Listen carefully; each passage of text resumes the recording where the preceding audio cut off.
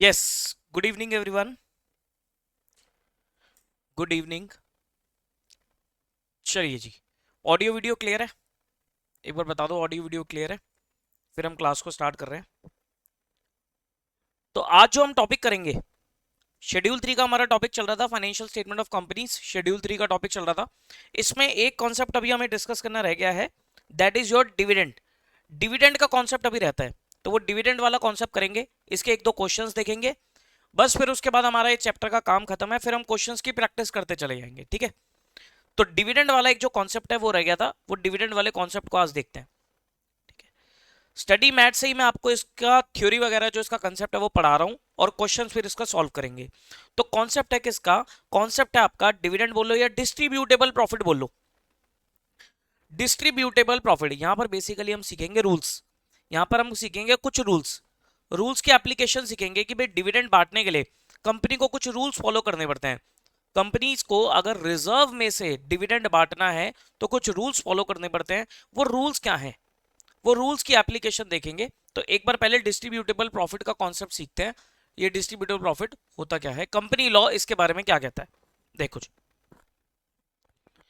कहता है one of the important function of the company accounting is to determine the amount of profit which is available for distribution to share holder as dividend. ठीक है, वो कह रहा है कि देखो, आपको ये निकालना होगा कि कंपनी अपने प्रॉफिट का कुछ हिस्सा डिविडेंड में बांटेगी। तो कैसे डिविडेंड निकलेगा, कितना डिविडेंड बांटना चाहिए, कैसे वो अमाउंट की कैलकुलेशन होगी, उसकी अकाउंटिंग कैसे होगी, वो आपको सीखना है। तो this is necessary since the amount of profit disclosed by the PNL account in every case is not available for distribution.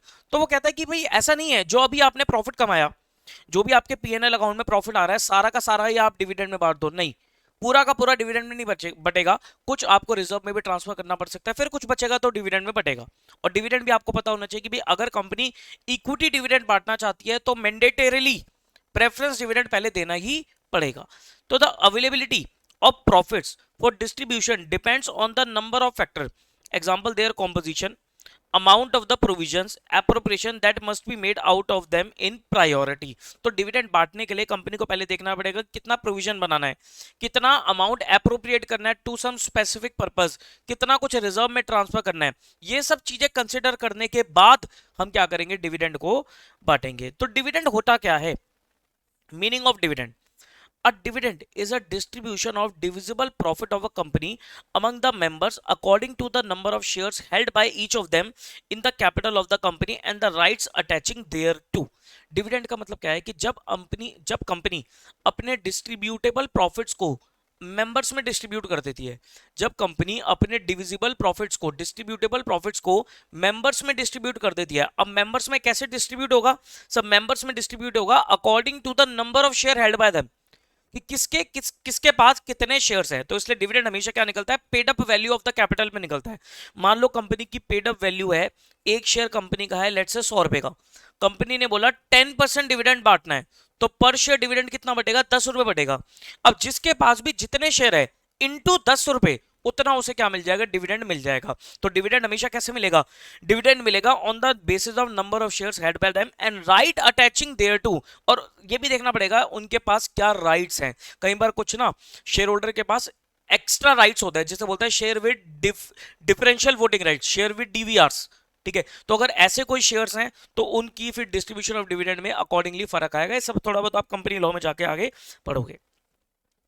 Such a distribution may or may not entail a release of asset, it would where distribution involves payment of cash। ठीक है, वो कह रहा है asset की involvement होगी। Asset की involvement कब होगी, जब डिविडेंड आप क्या कर रहे हो सर, कैश में डिस्ट्रीब्यूट कर रहे हो, और डिविडेंड हमेशा कैश में ही डिस्ट्रीब्यूट होता है। मतलब कंपनी कभी भी डिविडेंड के बदले में कोई अपना एसेट नहीं दे सकती, डिविडेंड हमेशा कैश में ही डिस्ट्रीब्यूट होगा। But when profits are capitalized, the amount distributed is applied towards payment of bonus shares. But कई बार कंपनी क्या करती है, अपने प्रॉफिट को डिस्ट्रीब्यूट ना करके अपने प्रॉफिट्स को कंपनी क्या करती है, कैपिटलाइज कर देती है। कैपिटलाइज करने का मतलब क्या हुआ, कंपनी ने अपने प्रॉफिट्स को कैपिटल में कन्वर्ट कर लिया। और ये आपको अच्छे से पता होगा सबको कि प्रॉफिट को जब कैपिटल में कन्वर्ट किया जाता है दैट मींस इसका मतलब क्या होता है, बोनस इशू करना। अच्छा, बोनस डिविडेंड के बदले में नहीं होता, तो वो कंपनी पहले डिसाइड करती है कि डिविडेंड बांटना है या बोनस शेयर निकालने हैं। दोनों में से जो भी कंपनी करना चाहे वो कर सकती है। डिविडेंड बांटने को, डिविडेंड हमेशा कैश में डिस्ट्रीब्यूट होगा, लेकिन अगर बोनस में शेयर डिस्ट्रीब्यूट करने हैं तो कंपनी अपने प्रॉफिट को कैपिटल में कन्वर्ट कर लेती है, उसको बोलता है कैपिटलाइजेशन ऑफ प्रॉफिट्स।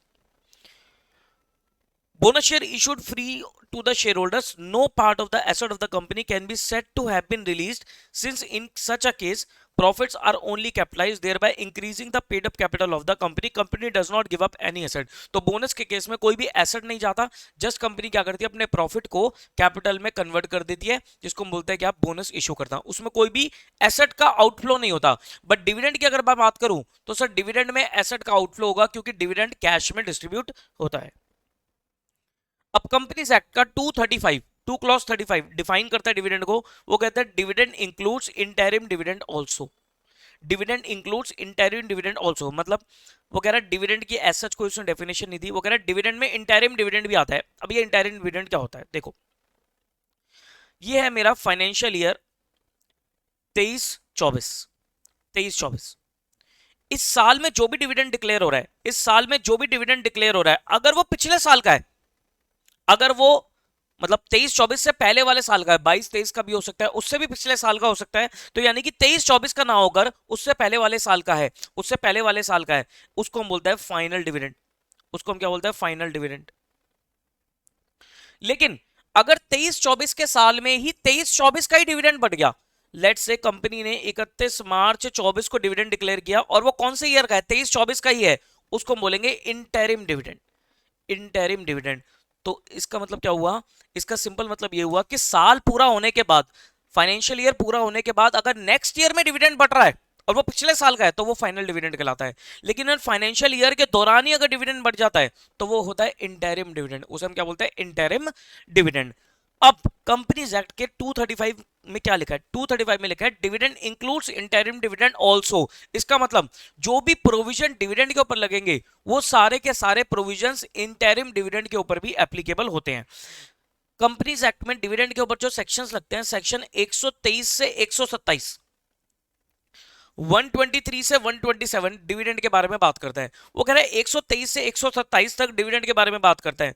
वो कहता है कि जो भी बातें डिविडेंड की होंगी ना, तो वो कह रहा है dividend includes interim dividend. Law में 123 से 127 में कहीं भी final dividend interim dividend word नहीं लिखा, उसमें सिर्फ लिखा है डिविडेंड। तो वो कह रहा है डिविडेंड जब लिखा है तो मतलब दोनों आ गया, उसमें फाइनल डिविडेंड भी आ गया और इंटरिम डिविडेंड भी आ गया। मतलब जो भी बातें फाइनल डिविडेंड की है वही सेम बातें, वही same provision as it is interim dividend पे भी अप्लाई होते हैं। ठीक है, आगे देखो। As per 123(1) of the Companies Act 13, no dividend should be declared or paid by the company for financial year except out of the profits of the company for that financial year arrived at after providing for depreciation in accordance with the provision of section 123(2). वो कह रहा है company dividend बांटने से पहले पहले क्या करेगी, अपने डेप्रिसिएशन का प्रोविजन बनाएगी। मतलब बिना डेप्रिसिएशन का प्रोविजन बनाए कंपनी अपने प्रॉफिट्स में से डिविडेंड नहीं बांट सकती। तो यानी कि डेप्रिसिएशन पहले प्रोवाइड करना पड़ेगा, उसके बाद ही डिविडेंड का डिस्ट्रीब्यूशन होगा। उसके बाद out of the profits of any previous financial year arrived at after providing for depreciation in accordance with the provision of that subsection and remaining undistributed। वो कह रहा है कंपनी डिविडेंड कहां से बांट सकती है और out of both of the, तीनों बातों में क्या है, वो कह रहा है कंपनी करंट ईयर के प्रॉफिट से भी डिविडेंड बांट सकती है। करंट ईयर का प्रॉफिट आफ्टर डेप्रिसिएशन होना चाहिए। कंपनी पुराना कोई प्रॉफिट पड़ा हुआ है कंपनी के पास, पुराना कोई रिजर्व, पुराना प्रॉफिट का मतलब क्या हुआ, पुराना कोई अनडिस्ट्रीब्यूटेड प्रॉफिट है, रिजर्व वगैरह है, और डेप्रिसिएशन का प्रोविजन प्रोवाइड हो चुका है, तो पुराने रिजर्व को, पुराने अनडिस्ट्रीब्यूटेड प्रॉफिट को भी आप यूज कर सकते हो। और third is out of both of the work, मतलब करंट ईयर का प्रॉफिट भी और पुराना रिजर्व भी, दोनों मिलाकर भी आप डिविडेंड बांट सकते हो। बट मेन पॉइंट क्या है, दोनों में मेन पॉइंट क्या है, दोनों में मेन पॉइंट ये है कि आपको डेप्रिसिएशन का प्रोविजन बनाना पड़ेगा, डेप्रिसिएशन पहले प्रोवाइड करना पड़ेगा। बिना डेप्रिसिएशन प्रोवाइड करे डिविडेंड डिस्ट्रीब्यूट नहीं हो सकता। ठीक है, यहां पर ये बात है, मैं पढ़ा रहा हूं लेकिन ये सारी बातें आपको लॉ में दोबारा पूरा चैप्टर ही पढ़ते हो आप डिविडेंड का। अकाउंट्स के लिए क्या पॉइंट आएगा, अच्छा डी पॉइंट एक और है कि अगर कोई सेंट्रल गवर्नमेंट, कोई गवर्नमेंट कंपनी है और सेंट्रल गवर्नमेंट या स्टेट गवर्नमेंट ने कोई अमाउंट प्रोवाइड कर दिया, मनी प्रोवाइड कर दिया डिविडेंड बांटने के लिए, तो कंपनी उस पैसे को भी यूज कर सकती है। ठीक है, provided that no dividend should be declared और paid by the company from its reserve other than free reserve. मतलब अगर कंपनी रिजर्व यूज करती है डिविडेंड बांटने के लिए तो वो रिजर्व हमेशा क्या होंगे, वो रिजर्व हमेशा फ्री रिजर्व होने चाहिए, वो रिजर्व हमेशा क्या होनी चाहिए, free reserve. That means dividend हमेशा किस में से बटेगा, डिविडेंड हमेशा फ्री रिजर्व में से बटेगा, फ्री रिजर्व के अलावा कोई और रिजर्व का यूज नहीं किया जा सकता for distribution of dividend. declaration of dividend presupposes that there is trading profit or a surplus available for distribution arrived at providing for depreciation on asset not only for the year in which profits were earned but also for any areas of depreciation of the past year calculated in the manner prescribed in subsection 123(2). इसका simple मतलब क्या है, वो कहता है कि current year के profit में से आपको करंट ईयर का डेप्रिसिएशन तो एडजस्ट करना ही करना है, और पुराना अगर कोई डेप्रिसिएशन प्रोवाइड नहीं हुआ था, पुराना अगर कोई डेप्रिसिएशन प्रॉफिट नहीं थे इस वजह से प्रोवाइड नहीं हुआ था, तो पुराना कोई एरिया ऑफ डेप्रिसिएशन है तो वो भी आपको प्रोवाइड करना पड़ेगा। मतलब ये इंश्योर करना पड़ेगा जब भी आप डिविडेंड बांटोगे, जब भी कंपनी डिविडेंड बांटेगी तो कंपनी को ये इंश्योर करना पड़ेगा जिस भी प्रॉफिट में से बांट रही है तो क्या पूरा अभी तक का डेप्रिसिएशन का प्रोविजन बन चुका है या नहीं बन चुका। अगर कोई एरिया ऑफ डेप्रिसिएशन है, अगर कोई पहले डेप्रिसिएशन रह गया था प्रोवाइड होना तो वो भी आपको पहले प्रोवाइड करना पड़ेगा, फिर जो पैसा बचेगा उसमें से डिविडेंड बटेगा। नाउ 124(3) क्या कहता है, states that board of directors of the company may declare interim dividend during any financial year out of the surplus in the P&L account and out of the profits of the financial year in which such interim dividend is sought to be declared। वो कह रहा interim dividend भी वो declare कर सकते हैं। In case company has incurred loss during the current financial year up to the end of the quarter immediately preceding the date of declaration of interim dividend, such interim dividend should not be declared at a rate higher than the average dividend declared by the company during the immediately preceding 3 financial year। दोबारा पढ़ो। In case the company has incurred loss during the current financial year up to the end of the quarter immediately preceding the date of declaration of the interim dividend, such interim dividend should not be declared at a rate higher than the average dividend declared by the company during immediately 3 preceding financial years। ठीक है, वो कह रहा है जिस भी period में company interim dividend बांट रही है, मान लो हमारा अकाउंटिंग ईयर है, हमारा अकाउंटिंग ईयर है ये 23-24, अब कंपनी यहां पर 31/12/23 को डिविडेंड बांट रही है, इंटरिम डिविडेंड बांट रही है, इंटरिम डिविडेंड बांट रही है। वो कह रहा है इससे पहले जो क्वार्टर एंड हुआ है ना, इससे पहले कौन सा क्वार्टर एंड हुआ होगा सर, इससे पहले जो क्वार्टर एंड हुआ होगा वो हुआ होगा 30 सितंबर 23। वो कह रहा है 30 सितंबर 23 तक अगर कंपनी ने लॉस सफर किया, ये करंट ईयर है और इसमें लॉस सफर किया, तो आपको ये इंश्योर करना पड़ेगा यहां पर जो रेट ऑफ डिविडेंड रहेगा, यहां पर जो रेट ऑफ डिविडेंड रहेगा वो पिछले 3 फाइनेंशियल ईयर के एवरेज से ज्यादा नहीं होना चाहिए। मतलब अगर कंपनी बोल रही है कि यहां पर रेट ऑफ डिविडेंड कंपनी 12% बांटना चाहती है तो आपको चेक करना पड़ेगा पिछले 3 फाइनेंशियल ईयर में जो एवरेज रेट ऑफ डिविडेंड है उससे ये 12% ज्यादा नहीं होना चाहिए। मतलब वो जो रेट ऑफ डिविडेंड है वो 12% तक होने चाहिए। ठीक है, dividend can not be declared except out of profits, capital can not be return to the share holder by way of dividend. ठीक है, मतलब कंपनी डिविडेंड के मतलब ये नहीं कह सकती कि हम पैसा वापसी कर रहे हैं। ठीक है, मैं मेन बातें बता रहा हूं आपको, ये आ जाओ, ये आपके अकाउंट्स की बातें हैं, declaration and payment of dividend यहां आपके अकाउंट्स की बातें हैं, बाकी सब आप कंपनी लॉ में पढ़ लेना। वो कहता है a company may declare dividend out of accumulated profits earned by it in the previous year transferred by it to reserve. तो यानी कि ये रूल्स हैं, declaration of dividend out of reserve, declaration of dividend out of reserve, इस पे से question आता है आउट ऑफ रिजर्व। वो कह रहा है अगर पास्ट में कोई प्रॉफिट था जिसको कंपनी ने रिजर्व में ट्रांसफर कर दिया, वो कह रहा है उस केस में कंपनी रिजर्व में से डिविडेंड बांट सकती है in the event of inadequacy और absence of profits in the current year. तो कंपनी को कुछ कंडीशन फुलफिल करनी पड़ेगी, जो कंडीशन कहां लिखी है, companies declaration and payment of dividend rules 2014। ठीक है, तो ये रूल्स हैं companies declaration and payment of dividend rules 2014। तो इसमें कुछ कंडीशंस लिखी हैं, तो ये टोटल आपकी 5 कंडीशंस हैं, ये पांचों कंडीशन आपको फुलफिल करनी पड़ेंगी। पहली condition, the rate of dividend should not exceed average of the rate at which dividend was declared by it in the 3 years immediately preceding that year, provided that this sub rule did not apply to the company which has not declared any dividend in each of the 3 preceding financial year। ठीक है, वो कह रहा है कि अगर company ये rule कब लगेंगे? ये रूल तब लगेंगे अगर कंपनी अपने रिजर्व में से डिविडेंड बांट रही है, तो रूल्स फॉलो करने पड़ेंगे। Company declaration of payment, declaration and payment of dividend rules 2014, उसमें पहला रूल क्या कहता है, जो रेट ऑफ डिविडेंड है वो पिछले 3 साल के एवरेज रेट ऑफ डिविडेंड के से एक्सीड नहीं करना चाहिए। मतलब इसका एग्जांपल जैसे कि 21-22, 22-23 और 23-24, इन तीनों सालों में कंपनी ने डिविडेंड बांटा, यहाँ 10%, यहाँ 8%, यहाँ 12%, इन तीनों का एवरेज निकाल लो। इन तीनों का अगर एवरेज निकालता हो तो 10 + 8 + 12, 30, तो 10% आ रहा है। एवरेज कितना आ रहा है तीनों का? 10%। तो यानी कि जब कंपनी 24-25 में डिविडेंड बांटेगी तो वो 10% से ज्यादा नहीं हो सकता। मैक्सिमम कितना हो सकता है? मैक्सिमम रेट कितना हो सकता है? 10% हो सकता है, इससे ज्यादा नहीं हो सकता। तो क्या कहता है कि जो रेट ऑफ डिविडेंड है, ये कब? जब अगर कंपनी रिजर्व में से डिविडेंड बांट रही है, तो जो मैक्सिमम रेट ऑफ डिविडेंड है वो पिछले 3 साल के एवरेज रेट ऑफ डिविडेंड से ज्यादा नहीं हो सकता। ठीक है, ये रूल कब नहीं लगेगा? ये रूल तब अप्लाई नहीं होगा अगर कंपनी ने पिछले 3 सालों में डिविडेंड बांटा ही नहीं। पिछले 3 साल में किसी भी साल में अगर डिविडेंड नहीं बांटा तो फिर ये रूल कैसे लगाओगे? फिर रूल नहीं लगेगा। ठीक है, लेकिन अगर पिछले तीनों साल में डिविडेंड बांटा है तो मेक श्योर करना पड़ेगा आपको कि पिछले 3 साल के एवरेज रेट ऑफ डिविडेंड से ज्यादा रेट हमारा नहीं हो सकता।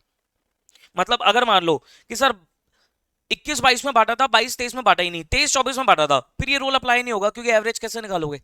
ठीक है। Second condition, the total amount to be drawn from such accumulated profit should not exceed 1/10 of the sum of its paid up capital and free reserve as appearing in the latest audited financial statement. वो कह रहा है company reserve में से कितना पैसा निकाल सकती है? कंपनी रिजर्व में से पैसा निकाल सकती है as per the latest audited financial statement 1/10 of the paid up capital plus free reserve. Company अपनी पेड अप कैपिटल और फ्री रिजर्व के 1/10 से ज्यादा रिजर्व में से नहीं निकाल सकती। ये पॉइंट क्या है कि कंपनी रिजर्व में से कितना पैसा निकाल सकती है? अपनी paid up capital plus free reserve के 1/10 से ज्यादा नहीं निकाल सकती। ठीक है। Third point, the amount so drawn should first be utilised to set off the losses incurred in the financial year in which dividend is declared before any dividend in respect of equity share is declared. ठीक है, वो कह रहा है जो भी पैसा निकालोगे उसमें अगर आप कंपनी का कोई लॉसेस है तो वो लॉसेस सेटअप होंगे, पहले लॉसेस को सेट ऑफ करना पड़ेगा, फिर जो पैसा बचेगा फिर उसे एज अ डिविडेंड डिस्ट्रीब्यूट कर दो। The balance of the reserve, fourth condition, the balance of the reserve after such withdrawal should not fall below 15% of its paid up capital as appearing in the latest audited financial statement। Reserve से withdraw करने के बाद, reserve से पैसा निकालने के बाद reserve का बैलेंस कितना होना चाहिए? It should not fall below 15% of paid up share capital. यानी कि कम से कम मिनिमम कितना पैसा अवेलेबल रिजर्व में होना चाहिए पैसा निकालने के बाद? 15% of the paid up capital. ठीक है, अभी इसके प्रैक्टिकल करके देखेंगे तो समझ में आएगा। No company should declare dividend unless carried over previous losses and depreciation not provided in the previous year are set off against profit of the company of the current year. The loss or depreciation whichever is less in the previous year is set off against the profit of the company for the year for which dividend is declared or paid. दोबारा, no company should declare dividend unless carried over previous losses and depreciation not provided in the previous year are set off against profit of the company of the current year. The loss or depreciation whichever is less in the previous year is set off against the profit of the company for the year for which dividend is declared or paid। और simple क्या कह रहा है कि जो भी पैसा company निकाल रही है रिजर्व में से, तो पहले देखना पड़ेगा कि जो प्रीवियस हमारा कोई ब्रॉड फॉरवर्ड लॉस था, ब्रॉड फॉरवर्ड डेप्रिसिएशन था, विच एवर इज लेस, उसे पहले सेट ऑफ करना पड़ेगा। उसे पहले क्या करना पड़ेगा? सेट ऑफ करना पड़ेगा, तभी कंपनी क्या करेगी? डिविडेंड को बांट सकती है। ठीक है, तो मेनली आपको जो अप्लाई करनी पड़ेगी वो पहली 4 कंडीशन है। फिफ्थ कंडीशन थ्योरेटिकल है तो वो आपको ज्यादा अप्लाई करने के लिए पूछेगा नहीं। इसके बाद की बातें आपके लिए इतनी काम की नहीं है, सब आप लॉ में पढ़ते हो। इसके बाद सीधा हम ये वाले क्वेश्चन पे आ जाएंगे। ठीक है, बाकी आप सीधा लॉ में पढ़ेंगे ना तो वो लॉ वाले पॉइंट्स है, मैं आपको अकाउंट्स वाली बातें बता रहा हूँ, लॉ में पढ़ोगे, पूरा पढ़ोगे लॉ में। ठीक है, एक बार इसको दोबारा हम लिख कर देखते हैं। ये जो कंडीशंस है इस कंडीशंस को लिख के देखते हैं। थोड़ा बहुत सब पढ़ के समझ में आई कंडीशंस क्या कहती हैं? जल्दी बताओ, थोड़ा बहुत पढ़ के समझ में आती है कंडीशंस, वो क्या बातें कर रहा है? बोलो। थोड़ा बहुत पढ़ के समझ में आती है क्या कहता है?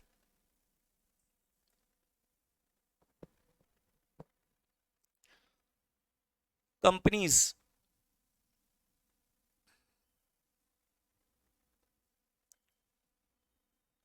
Declaration and payment of dividend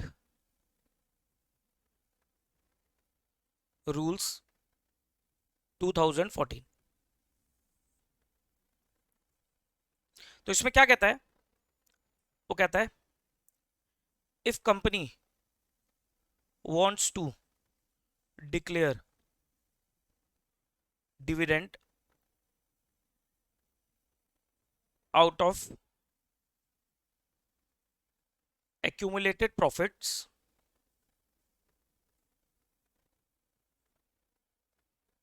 transferred to reserve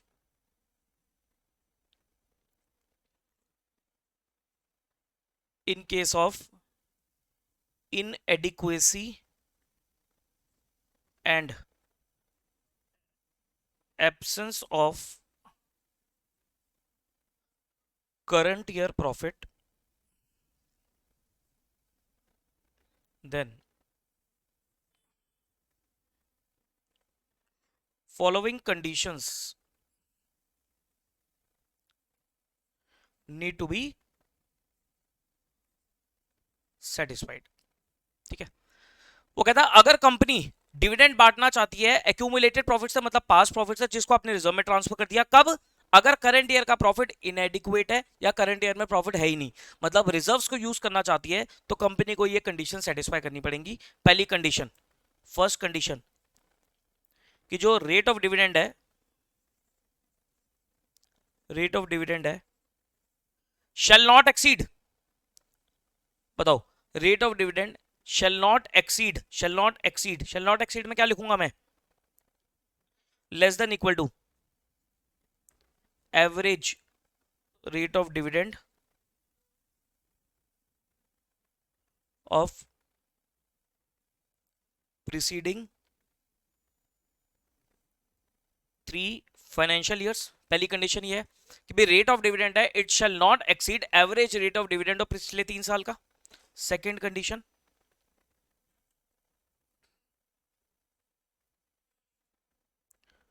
the amount to be withdrawn from reserve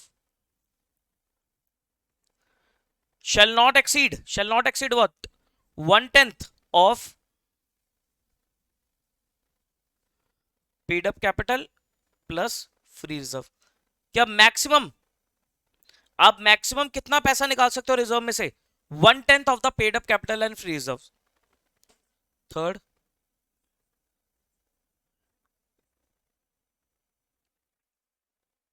the amounts of withdrawn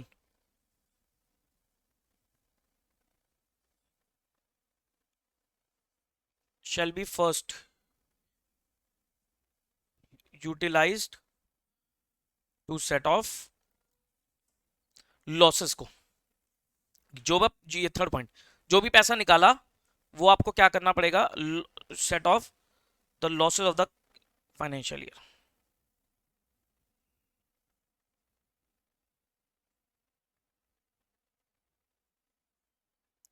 losses of the year for which dividend is declared.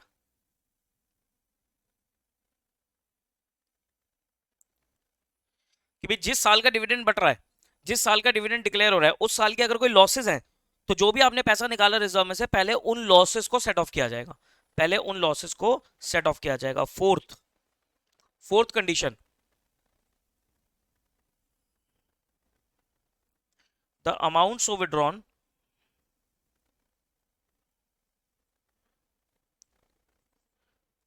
Shall not fall below मतलब reserve में से पैसा निकालने के बाद reserve का minimum balance.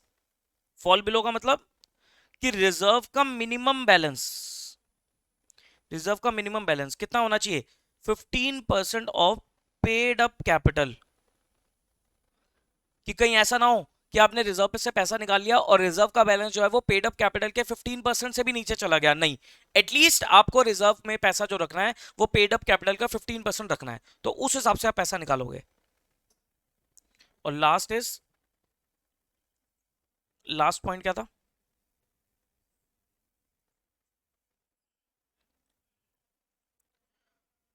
The amount so drawn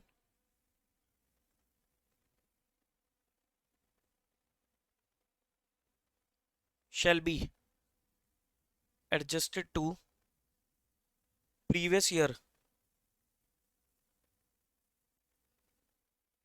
loss और depreciation whichever is less। ये इतना इंपॉर्टेंट पॉइंट नहीं है, whichever is less, ठीक है।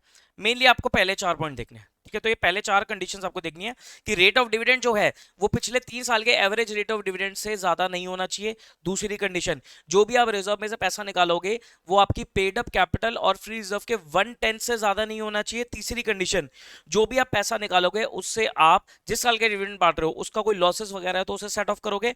और लास्ट मेन कंडीशन इज कि भाई जो भी आप पैसा निकालोगे रिजर्व का, तो मेक श्योर करना है कि रिजर्व का जो बैलेंस है वो 15% ऑफ पेड अप कैपिटल से बिलो ना चला जाए, बिलो ना चला जाए, ठीक है। तो ये सब चीजें आपको चेक करनी है। इसको चेक करने के लिए एक क्वेश्चन है मेरे पास, जो बुक का भी फर्स्ट क्वेश्चन है, बुक से ही देख लो फिर। अगर बुक का क्वेश्चन है तो ये रहा बुक का फर्स्ट क्वेश्चन, ये रहा जी फर्स्ट क्वेश्चन। ये डिविडेंड के ऊपर ये क्वेश्चन, इसको देखते हैं।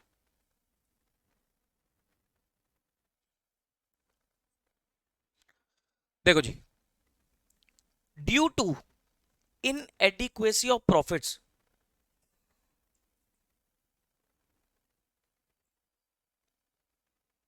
Due to inadequacy of profits during the year 31 March 19, XYZ Limited proposes to declare 10% dividend out of the general reserve।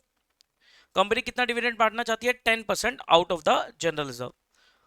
From the following particulars ascertain the amount that can be utilized from general reserve according to company declaration of payment dividend out of reserve rules 2014। ठीक है, तो आपको देखना है, निकालना है कि company reserve में से कितना पैसा यूज कर सकती है, ठीक है। ये कुछ इंफॉर्मेशन आपके पास। 17,500 9% preference share of 100 etch fully paid of 17.5 lakh. ध्यान रखना पड़ेगा कि पहले प्रॉफिट में से आप प्रेफरेंस डिविडेंड बांटोगे। अच्छा, ये जो रिजर्व की बात कर रहा है, जो रूल्स की बात कर रहा है, ये किसके लिए है? इक्विटी के लिए, प्रेफरेंस के लिए है? सब पहले तो प्रेफरेंस देखोगे, प्रेफरेंस का अमाउंट देखोगे, फिर जो बचेगा फिर इक्विटी पे आओगे, फिर आपको देखना पड़ेगा रूल्स कहां पर लग रहे हैं। अच्छा, 8 lakh equity share of 10 etch fully paid up 80 lakh. तो ये जो 10% की बात हो रही है, ये 80 लाख के 10% की बात हो रही है, क्योंकि प्रेफरेंस का तो 9% फिक्स है ना रेट, ठीक है। जनरल रिजर्व का बैलेंस 1,418 पे, ओपनिंग बैलेंस है 25 लाख रुपए का। कैपिटल रिजर्व है 1,418 पे 3 लाख रुपए का, किसी काम का नहीं है कैपिटल रिजर्व, यूज नहीं हो सकता डिविडेंड बांटने के लिए। रिवैल्यूएशन रिजर्व 1,418 पे 3.5 लाख, रिवैल्यूएशन रिजर्व भी यूज नहीं हो सकता कहीं भी। अभी नेट प्रॉफिट हमने करंट ईयर में कमाया है 3 लाख रुपए, तो 3 लाख रुपए तो इनएडिक्वेट है। Average rate of dividend during last 5 year has been 12% वगैरह। पिछले 5 साल की एवरेज दे रखी है आपको 12%, पिछले 5 साल की एवरेज दे रखी है 12%, ठीक है। तो 5 साल हो 3 साल हो, अब मेरे को ऐसे दे नहीं रखा, तो मैं 5 साल का एवरेज दे रखा 12%, तो मैं उसी से कंपेयर कर लूंगा। वैसे 3 साल का लेना होता है, लेकिन यहां पर 5 साल का एवरेज दे रखा, तो मैं उसी से कंपेयर करके चलूंगा कि उससे एक्सीड नहीं करना चाहिए मेरा रेट ऑफ डिविडेंड, जो कि एक्सीड कर नहीं रहा। पिछले 5 साल का एवरेज है 12% और मेरा जो रेट ऑफ डिविडेंड है वो है 10%, तो वो एवरेज के बिलो है, कोई दिक्कत नहीं है। पहली कंडीशन में तो कोई दिक्कत नहीं है, बट चेक कैसे करना है? पहले ये देखना पड़ेगा ना कि प्रॉफिट इनएडिक्वेट है भी या नहीं, कितना इनएडिक्वेट है, उसी से ही तो पता लगेगा कितना पैसा निकालना है। क्वेश्चन नंबर 1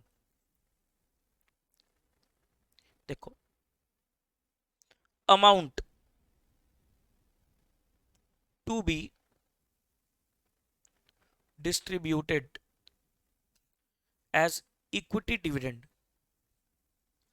पहले ये देखो कि आपको कितना डिविडेंड बांटना है। भाई कैपिटल है 80 लाख की, इसका 10% बांटना है। 80 लाख का 10% 8 लाख, लेस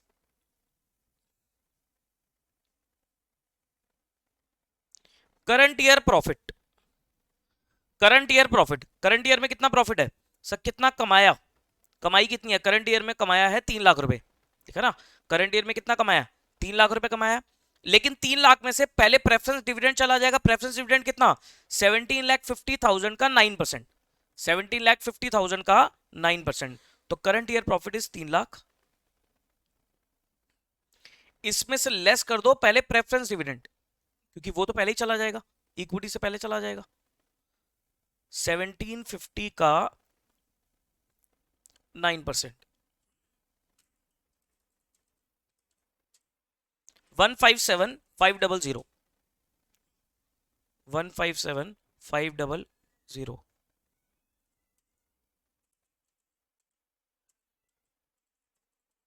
तो कितना बचा प्रॉफिट, प्रॉफिट कितना बचा आपके पास, 142,500। तो 8 लाख का डिविडेंड बांटने के लिए 142,500 तो पैसा है ही आपके पास। करंट ईयर का प्रॉफिट कितना शॉर्ट पड़ रहा है, 657,500, इतना शॉर्ट पड़ रहा है, इतना शॉर्ट पड़ रहा है। तो यही तो आप रिजर्व से निकालोगे, balance to be withdrawn from general reserve, इतना पैसा निकालना है। अब मुझे कंडीशन लगा के चेक करना पड़ेगा कि क्या मैं इतना पैसा निकाल सकता हूं या नहीं। मुझे कंडीशन लगा के यही तो चेक करना पड़ेगा कि क्या मैं इतना पैसा निकाल सकता हूं या नहीं। इसमें केस स्टडी भी बना सकता है इंस्टीट्यूट, इस क्वेश्चन पे, इस टाइप पे केस स्टडी भी बन सकती है आराम से।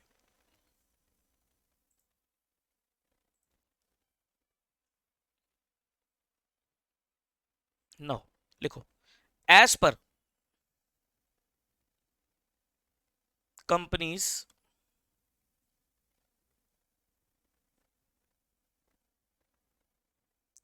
Declaration and payment of dividend out of reserves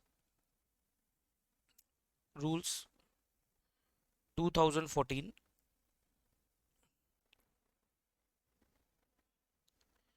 following conditions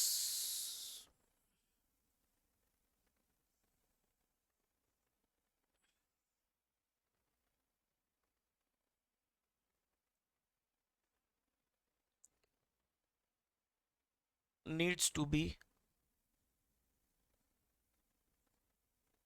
satisfied। Condition 1, पहली कंडीशन क्या है, वो कहता है एवरेज रेट ऑफ डिविडेंड जो है, जो आपका रेट ऑफ डिविडेंड है वो पिछले 3 साल के एवरेज के एक्सीड नहीं करना चाहिए। तो रेट ऑफ डिविडेंड कितना है, रेट ऑफ डिविडेंड 10% है हमारा, is less than average rate of dividend that is 12%। पहली कंडीशन सेटिस्फाई कि हमारा जो रेट ऑफ डिविडेंड है वो एवरेज से बिलो है, तो पहली condition satisfy. Condition 2,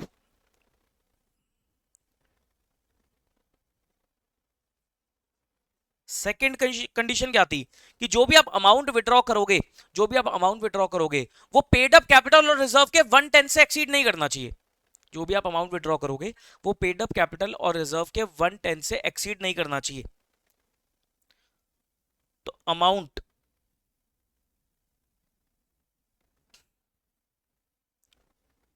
to be withdrawn,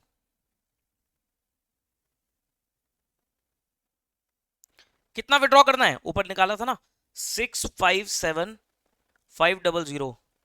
क्या वो मेरा पेड अप कैपिटल और रिजर्व्स के 1/10 से एक्सीड कर रहा है। देखो पेड अप कैपिटल कितनी है, सब पेड अप कैपिटल में इक्विटी प्रेफरेंस दोनों आती हैं।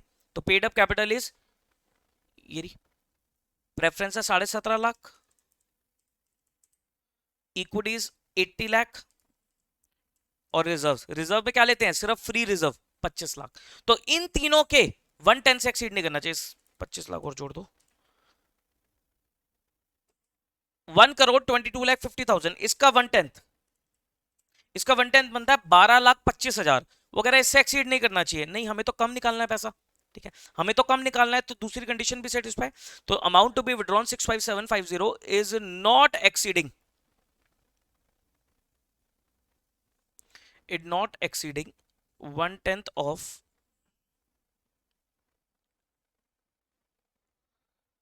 1750, ये प्रेफरेंस थी, 80 लाख ये इक्विटी है, और 25 लाख ये रिजर्व है। तो इसके 1/10 से एक्सीड नहीं करना चाहिए। इसका 1/10 निकलता है 1/22/5000, ठीक है। यानी कितना हो गया आपका 12/25, ठीक है। तो 12/25 के अंदर अंदर ही है, कोई दिक्कत नहीं है, दूसरी कंडीशन भी सेटिस्फाई। तीसरी कंडीशन लॉसेस सेटिस्फाई करने की बात होती है, तो कोई लॉस वगैरह की बात है ही नहीं।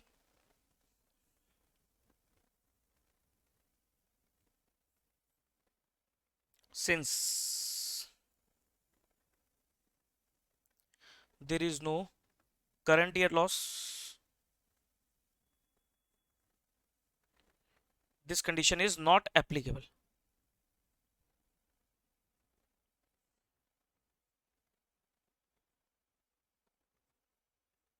फोर्थ कंडीशन, कंडीशन नंबर 4 क्या थी? वो कहता है रिजर्व में से पैसा निकालने के बाद आपको चेक करना पड़ेगा कि जो रिजर्व का बैलेंस है वो पेड अप कैपिटल के 15% से बिलो तो नहीं जा रहा, ठीक है। The balance of reserve after withdrawing ₹657,500, that is कितना बचा? रिजर्व था 25 लाख, इसमें से अगर आप लेस कर देते हो 657,500, तो कितना बैलेंस बचता है? माइनस करो 25 लाख में से 657,500, 1842500, 1842500, ठीक है। ये बैलेंस बचा रिजर्व का।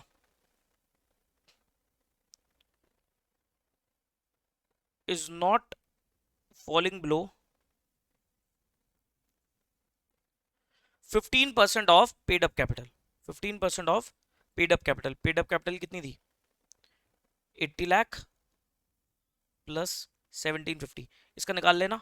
80 लाख प्लस 1750 यानी कि 9750 का 15% निकाल लो। 15% बनता है 1462,500, और हमारा बैलेंस कितना बच रहा है? 1842। देखना ध्यान से, मैंने क्या बोला? मैंने बोला जो बैलेंस बचेगा ना रिजर्व का, वो 15% से कम नहीं होना चाहिए। 15% इसका कितना आता है? अगर इसका 15% निकालते हो तो वो कितना आता है? 14,62,500। वो कह रहा है इससे कम नहीं होना चाहिए बैलेंस। बैलेंस तो इससे ज्यादा ही है, कोई दिक्कत नहीं है। वो कह रहे जो बैलेंस रिजर्व का बचेगा ना आफ्टर विड्रॉइंग अमाउंट ऑफ जो भी आपको चाहिए, वो 15% ऑफ पेड अप कैपिटल से ज्यादा नहीं होना, मतलब इससे कम नहीं जाना चाहिए, इससे कम नहीं जा रहा, कोई दिक्कत नहीं है। तो क्योंकि ये सारी कंडीशन सेटिस्फाई हो गई, ये सारी की सारी चारों की चारों कंडीशन सेटिस्फाई होगी, तो जितना पैसा मुझे चाहिए उतना पैसा कंपनी रिजर्व में से निकाल सकती है। Since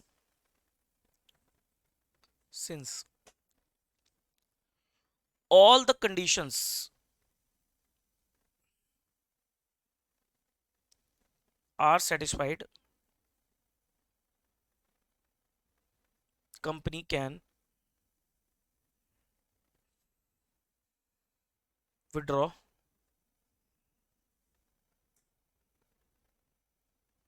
$657,500 out of general reserves for payment of dividend।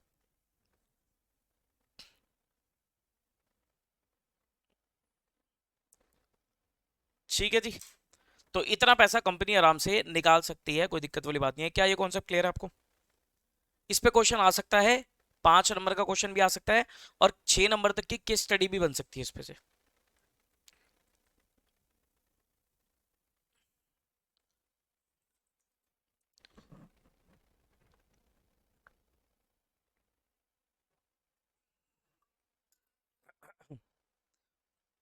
बताओ, क्लियर है तो ओके कर दो ये पॉइंट। क्या ये कॉन्सेप्ट क्लियर है आपको?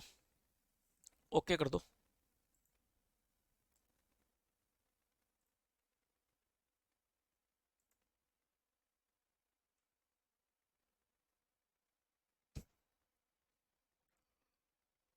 सारी कंडीशंस को अप्लाई करना आ गया।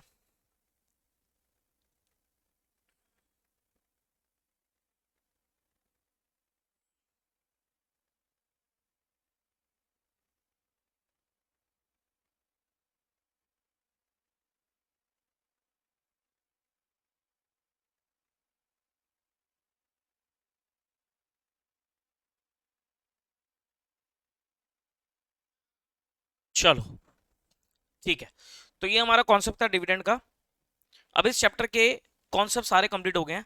Now we are left with questions, सिर्फ क्वेश्चन क्वेश्चन बचे हैं इसमें, कॉन्सेप्ट हो गए पूरे, कॉन्सेप्ट का हो गया काम खत्म, अब सिर्फ क्वेश्चन क्वेश्चन बचे हैं। और क्वेश्चन की लिस्ट मैंने लास्ट क्लास में आपको लिखवाई थी, तो एक बार उसी लिस्ट पे दोबारा आते हैं और क्वेश्चंस करने शुरू करते हैं। ये लो जी, फर्स्ट क्वेश्चन भी हो गया हमारा, ये फर्स्ट क्वेश्चन था ना, ये हो गया।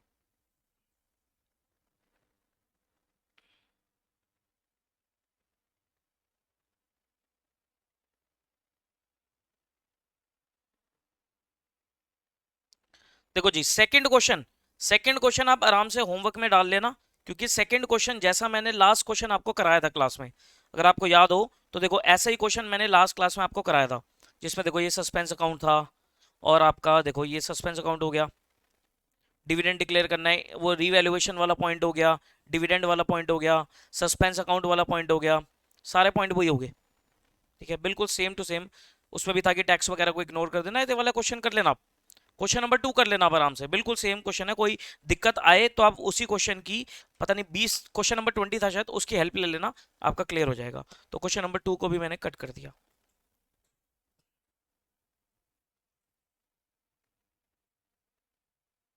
फोर्थ क्वेश्चन आप आराम से करना, इसको मैं छेड़ नहीं रहा, ये बहुत लंबा क्वेश्चन है। ठीक है, इतना लंबा क्वेश्चन एग्जाम में आएगा भी नहीं, बट स्टिल आप करना चाहो तो कर लेना। नाइन्थ पे आओ, नाइन्थ में क्या है?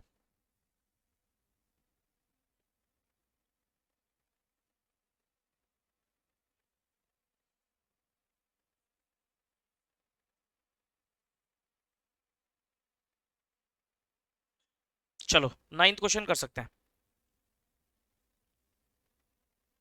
नाइन्थ क्वेश्चन देखते हैं, क्वेश्चन नंबर नाइन्थ, पर मुझे निकाल ले तो मेरे पास उसका आंसर हो तो। नाइन्थ क्वेश्चन कर रहे हैं।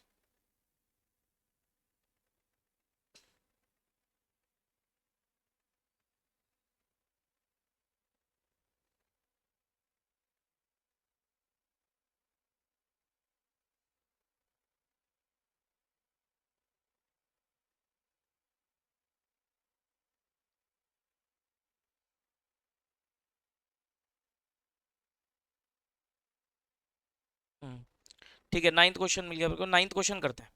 आओ, ये सही है, इसमें एक दो पॉइंट्स हैं समझाने वाले।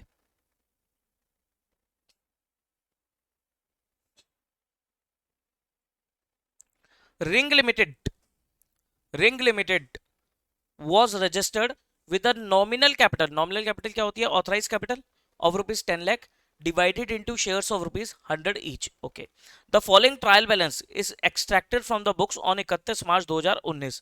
ये ट्रायल है, इसका ट्रायल में बिल्डिंग है आपके पास 580, मशीनरी है 2 लाख, क्लोजिंग स्टॉक है 180 का, loose tools 46, purchases adjusted purchase 420, salary 120, director की fees 20, rent, depreciation, bad debts, investments, interest accrued on investment, debenture interest, advance tax, sundry expense, debtors और बैंक बैलेंस। ठीक है, sales, outstanding expense, provision for doubtful debts 1/4/18, opening balance है provision का, equity share capital 4 lakh, general reserve, PNL account 1/4/18, opening balance है PNL का, creditors है, provision for depreciation, building पे 1 lakh, machinery पे इतना, 14% debentures, interest on debentures accrued but not due, interest on investment income है, और अनक्लेम डिविडेंड इज 10,000 रुपए का। ये सब आपको इन्फॉर्मेशन दे रखी है। You are required to prepare statement of PNL for the year 31 March 19 and balance sheet as on that date after taking into account following consideration. Closing stock is more than opening stock by 160। वो कह रहा है closing stock जो है वो opening से 160 ज्यादा है, जो क्लोजिंग स्टॉक है वो ओपनिंग से क्या है सर, 160 ज्यादा है। तो कैसे करोगे इसका?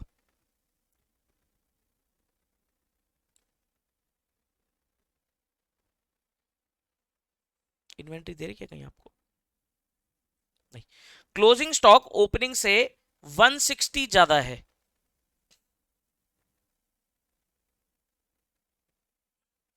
हाँ ये दे रखा है ना, क्लोजिंग स्टॉक दे रखा है 180 का, क्लोजिंग स्टॉक आपको कितना दे देगा 180 का। वो कह रहा है क्लोजिंग स्टॉक ओपनिंग से 160 ज्यादा है, तो इसका मतलब ओपनिंग कितना होगा यार, एक चीज बताओ, क्लोजिंग स्टॉक 180 है और फिर वो कह रहा है क्लोजिंग स्टॉक ओपनिंग से 160 ज्यादा है, तो ओपनिंग कितना होगा 20,000 रुपए का, तभी तो ओपनिंग स्टॉक से 160 ज्यादा हुआ वो। ठीक है। Provide doubtful debts 4% on debtors, provision बनाने कितना आपको 4% ऑन द डेटर्स बना लेंगे। Make provision for income tax 30%, provision for tax बनाना है 30% का, बन जाएगा। Depreciation expense include depreciation 16,000 on building and that 24,000 on machinery. जो डेप्रिसिएशन का खर्चा है, ये जो डेप्रिसिएशन का खर्चा है, इसमें क्या क्या इंक्लूडेड है, वो कह रहा है 16,000 रुपये तो बिल्डिंग का है और 24,000 रुपये मशीनरी का है।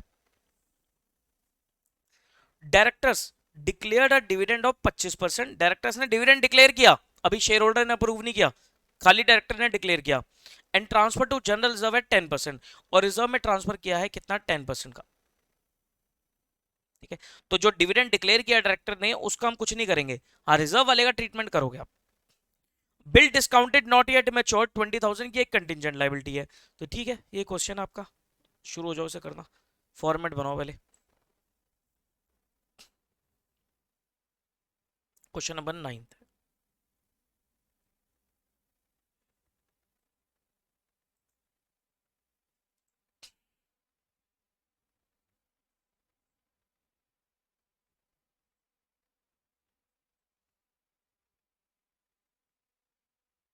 Ring limited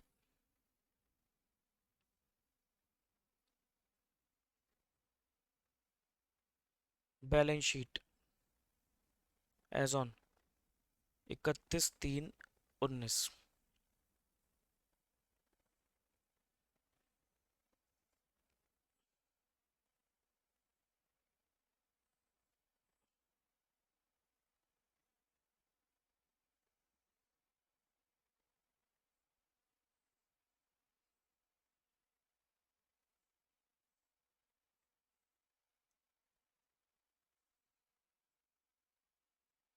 particulars note amount,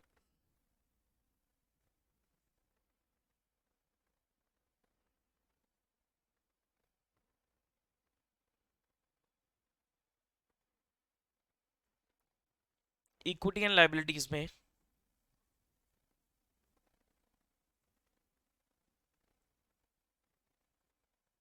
share holders funds में शेयर कैपिटल,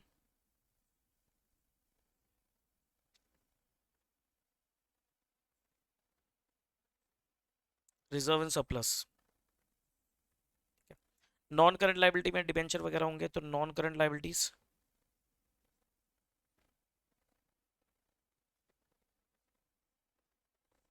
में long term borings,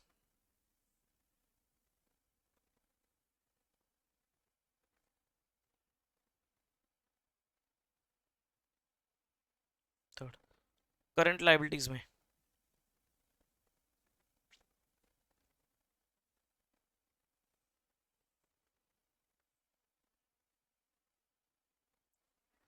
trade payables, other current liabilities भी थी,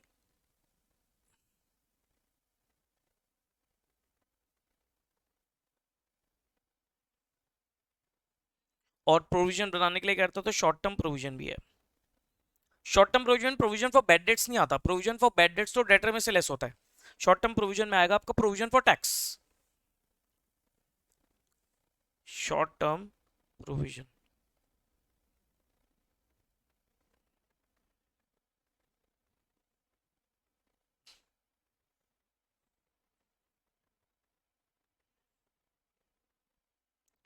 सेकंड एसेट्स में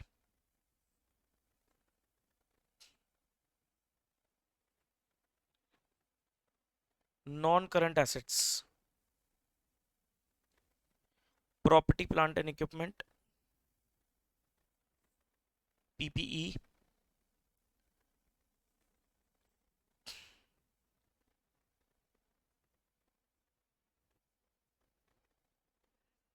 इन्वेस्टमेंट भी थी क्वेश्चन में, तो non current investment.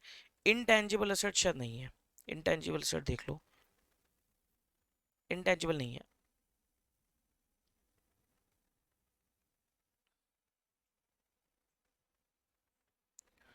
Non current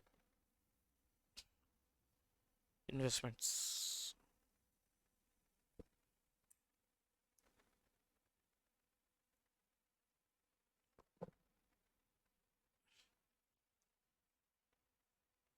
current assets.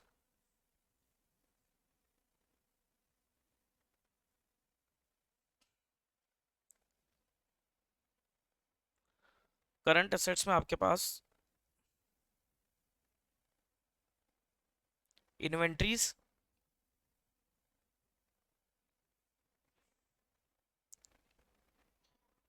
Trades receivables, cash and cash equivalent,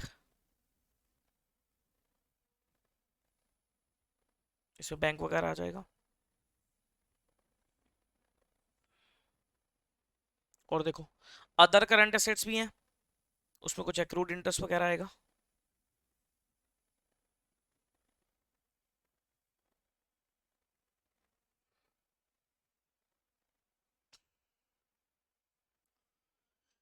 और short term loans and advances में आपका एडवांस टैक्स है, 120 का एडवांस टैक्स है।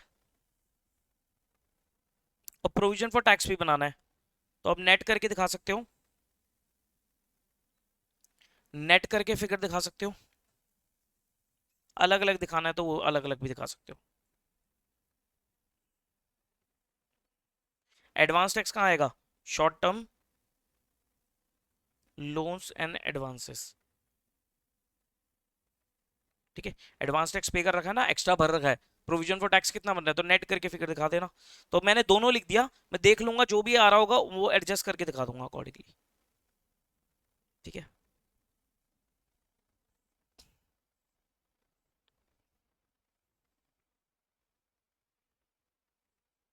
ये बैलेंस शीट का फॉर्मेट हो गया, PNL, statement of PNL, statement of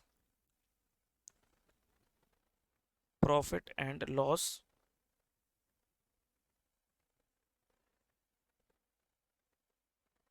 for the year ended 31/3/19।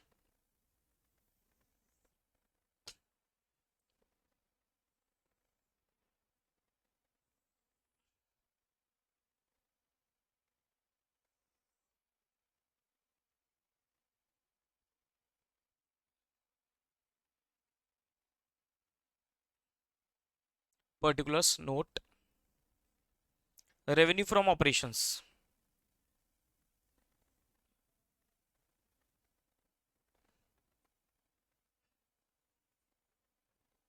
Operations, other income, कुछ हो तो ठीक है, नहीं तो कोई बात नहीं, ब्लैंक कर देंगे। Other income,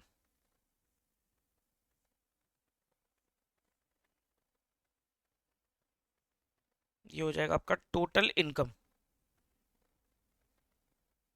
1+2। Next expenses, fourth item is expenses. Expenses में देखो, एक तो आएगा आपका cost of purchase, opening stock plus closing, opening stock plus purchase minus closing stock, तो कॉस्ट ऑफ परचेज।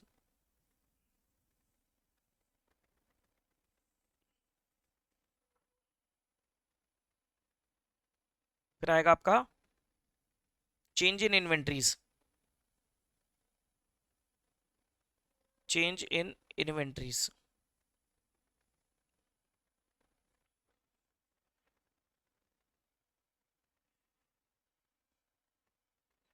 उसके बाद सैलरी वगैरह है तो employ benefit expense, employ benefit expense. Interest वगैरह है तो फाइनेंस कॉस्ट। डेप्रिसिएशन था क्वेश्चन में, देखो डेप्शन डाला हुआ है 40,000 रुपए का, तो डेप्शन आ जाएगा आपका, डेप्रिसिएशन एंड अमोर्टाइजेशन।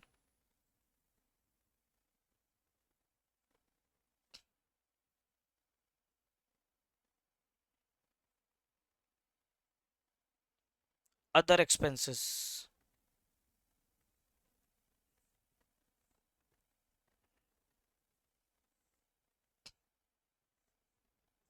आ जाएगा आपका total expenses, total expenses.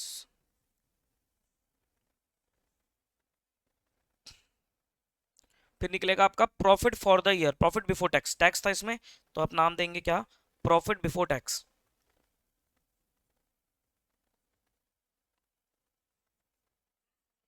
Profit before tax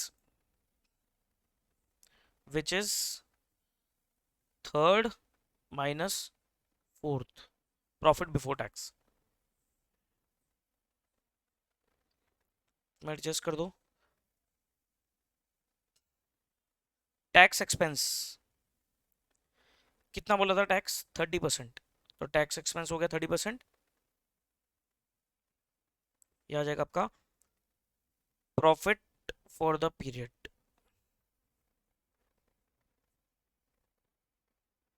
that is fifth minus sixth. ठीक है, अब एक एक करके नोट्स बनाने चालू करते हैं। Notes to accounts, notes to accounts. पहला शेयर कैपिटल, इसमें हमारे पास ऑथराइज थी, क्वेश्चन में स्टार्टिंग में लिखा था ऑथराइज कैपिटल के बारे में। यस, ये रहा कि भाई नॉमिनल कैपिटल कितनी है, 10,000 divided into shares of ₹100 each.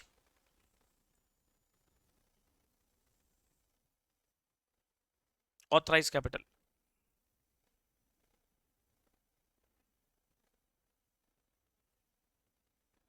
10 lakh, तो कितने शेयर हो गए, 10,000 शेयर हो गए, 10,000 equity shares of ₹100 each, 10 lakh. और issued subscribed and paid up, issued issued subscribed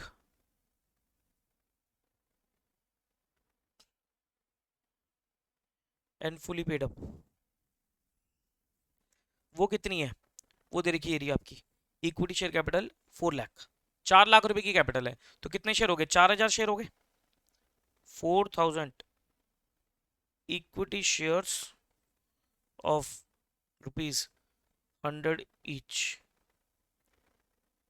कितना हो गया, 4 lakhs।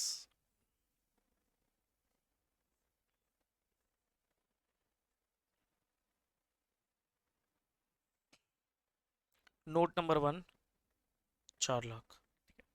Reserve and surplus, note number 2,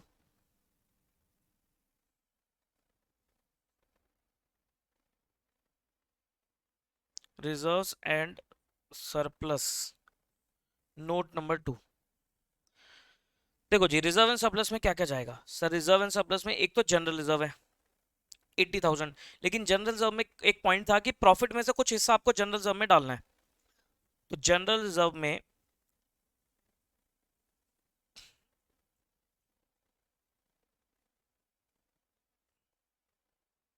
अभी है 80,000, इसमें कुछ हिस्सा ऐड होगा तो मैं स्पेस छोड़ रहा हूँ, ठीक है। उसके बाद सरप्लस है, मतलब प्रॉफिट है, और कोई रिजर्व मुझे क्वेश्चन में दिख नहीं रहा, और कहीं कोई रिजर्व नहीं है, बस यही दो ही थे। तो सरप्लस में ओपनिंग बैलेंस, सरप्लस का ओपनिंग बैलेंस ये रहा, पीएनएल अकाउंट 1/4/18 50,000, ठीक है। अब इसमें करंट ईयर का प्रॉफिट ऐड होगा, फिर रिजर्व में ट्रांसफर होगा, तो इसका भी स्पेस छोड़ दो थोड़ा सा, सीधा नोट नंबर 3 में आ जाओ। Non current liability, long term borings,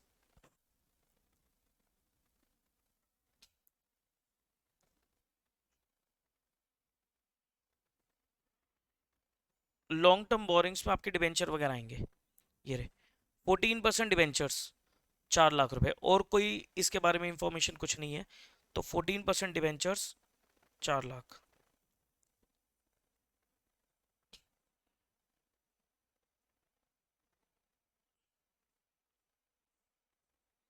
14% debenture long term borrowing में 4 लाख, नोट नंबर 3।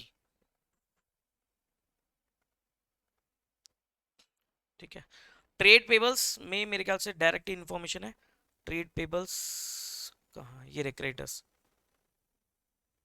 184 के creditors, creditors 184।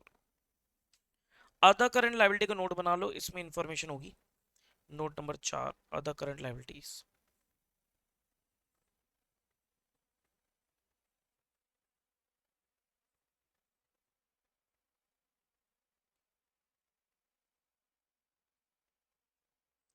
Other current liability में क्या क्या है आपके पास? एक तो ये है interest on debenture accrued but not due, 28,000। Interest on debenture accrued but not due, 28,000। ये आ जाएगा।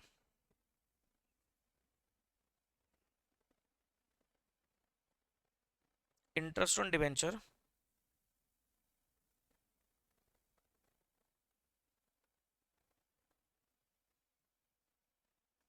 28,000। उसके बाद आपके पास अनक्लेम डिविडेंड, 10,000 रुपए का अनक्लेम डिविडेंड।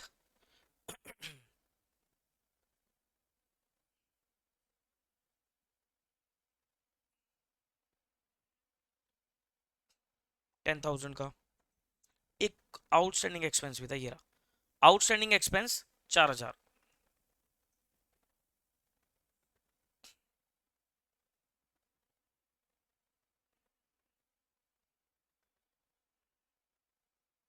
4,000, 38, 42,000, 42,000, 42,000 की other current liabilities. Short term provision में भी देखना पड़ेगा, प्रोविजन फॉर टैक्स वो प्रॉफिट के बाद निकलेगा, तो इसको यहीं पर छोड़ना पड़ेगा। एसेट्स में आ जाओ, note number 5, PPE. Note number 5, PPE, property plant and equipment. Property plant and equipment समझ में आ रहा है? यस और नो, बोलो भाई, हो या नहीं?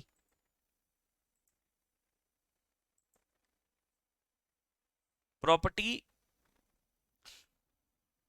Plant and equipment, PPE. PPE की क्या पोजीशन है सर? पीपीई में बिल्डिंग 580। अच्छा एक चीज बताओ, अगर आपको बचपन याद हो, डेप्रीसिएशन ट्रायल में दे रखा है, इसका मतलब क्या हुआ? डेप्रीसिएशन जो ट्रायल में दे रखा है आपको 40,000 रुपए का, इसका मतलब डेप्शन आपका एसेट में से एडजस्टेड है। सर एसेट तो कॉस्ट पे है, तो ये जो प्रोविजन फॉर डेप्रीसिएशन है ना, इसके अंदर ऑलरेडी ये एडिड है फिगर। ये जो 40,000 की फिगर है, ये ऑलरेडी इस प्रोविजन वाली फिगर में एडिड है। आपको इस डेप्रीसिएशन को जस्ट पीएनएल में ट्रांसफर करना है, एसेट में से एडजस्ट नहीं करना। यही डेप्रीसिएशन अगर ट्रायल के बाहर एज अ एडजस्टमेंट होता, फिर डेप्रीसिएशन आप लगाते और फिर आप यहां पर एसेट जो प्रोविजन फॉर डेप्शन है इसमें ऐड भी करते। लेकिन क्योंकि ट्रायल में दे रखा है, तो दैट मींस वो डेप्रीसिएशन ऑलरेडी आपका एसेट में से एडजस्टेड है, उसकी एंट्री पास हो रखी है। ठीक है, तो ये जो प्रोविजन फॉर डेप्शन है, जस्ट आप यहां पर लेस करोगे, building 580,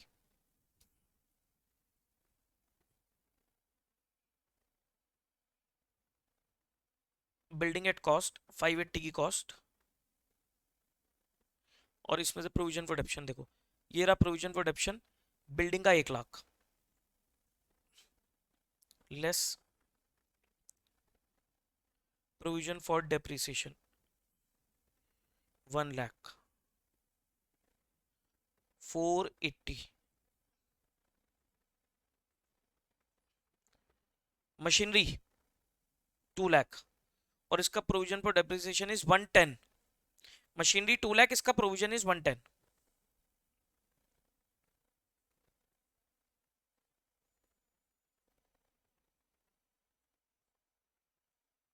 2 lakh, provision for depreciation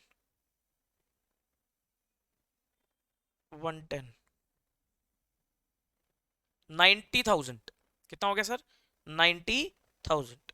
okay, दो ही एसेट थे, दो ही एसेट थे, ठीक है। तो 480 और 90, ये आ गया टोटल 5,70,000।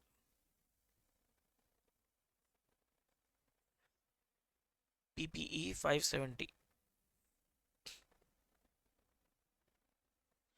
इन्वेस्टमेंट्स इन्वेस्टमेंट्स थी क्वेश्चन में, ये रही इन्वेस्टमेंट 240 की इन्वेस्टमेंट। उसके बाद इन्वेंट्रीज, सर इन्वेंट्री में आपको क्लोजिंग स्टॉक दे रखा है और लूज टूल्स दे रखे हैं। ये रहा क्लोजिंग स्टॉक, ये क्लोजिंग स्टॉक, अच्छा क्लोजिंग स्टॉक भी ट्रायल में है, तो यानी कि ये परचेज में से एडजस्टेड है। देखो परचेज के आगे एडजस्टेड वर्ड भी लिखा है, तो ये क्लोजिंग स्टॉक परचेज में से एडजस्टेड है, इसका भी करते हैं ट्रीटमेंट, बट ये बैलेंस शीट में तो जाएगा ना। तो क्लोजिंग स्टॉक 180 का, और लूज टूल्स भी आपका एसेट इन्वेंट्री में जाएगा 46,000 का। तो ये फिनिश गुड्स का हो गया, इसका नोट बना लो आप। Note number 6, inventories.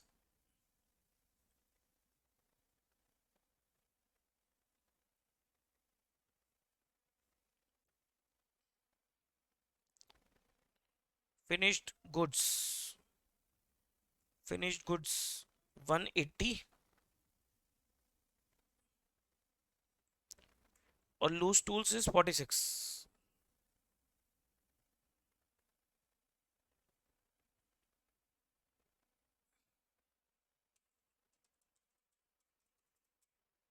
226।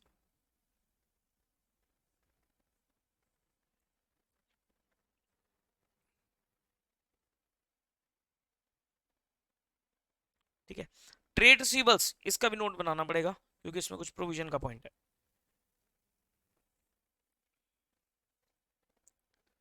Trade receivables, इसमें डेटर्स, डेटर्स हैं आपके ये रहे 250। सब बैड डेट्स दे रखे हैं 12,000 के, बैड डेट्स ट्रायल में दे रखे हैं, तो ऑलरेडी इस डेटर में से एडजस्टेड होंगे वो। ठीक है, तो जस्ट आपको उसे पीएनएल में ट्रांसफर करना है। तो डेटर्स हैं 250 के।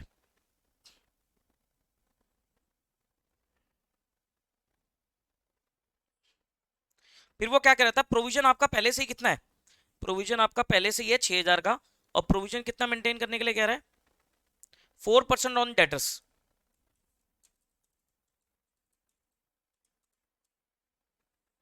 10,000 कितना प्रोविजन मेंटेन करने के लिए कह रहा है 10,000 का।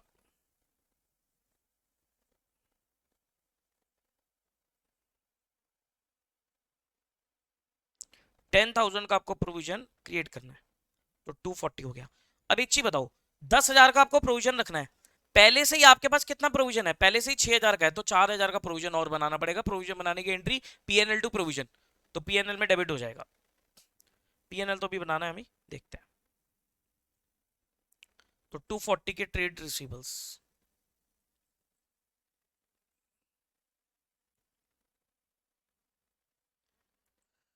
Then cash and cash equivalent bank 60,000, bank is 60,000, cash and cash में बैंक है। अदर करंट एसेट्स में देखो कुछ आएगा सर, अदर करंट एसेट्स में yes, interest accrued on investment, ये आ जाएगा 4,000 रुपए का, इंटरेस्ट एक्रूड ऑन इन्वेस्टमेंट, बस यही आएगा।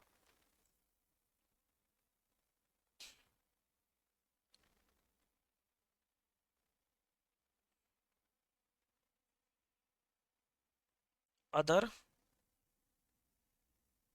Current assets, interest accrued on investment, मतलब इंटरेस्ट अर्न कर लिया, इन्वेस्टमेंट पे मिला नहीं। इंटरेस्ट एक्रूड ऑन इन्वेस्टमेंट कितना था 4,000 का,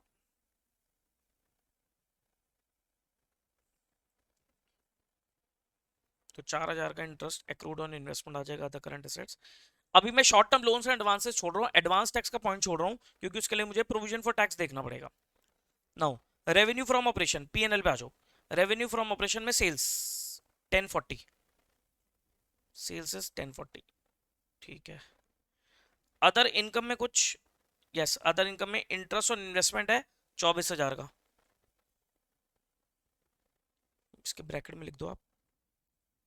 नोट बनाना चाहो नोट बना लो, लेकिन मैं यहीं पे लिख रहा हूँ इंटरेस्ट 24,000 और 1064 की इनकम। खर्चों पे आ जाओ, कॉस्ट ऑफ परचेज, ध्यान से सुनना भी ये पॉइंट। देखो कॉस्ट ऑफ परचेज में क्या आता है सर, कॉस्ट ऑफ परचेज में आता है ओपनिंग स्टॉक, यहां लिखता हूं मैं, कॉस्ट ऑफ परचेज क्या होती है?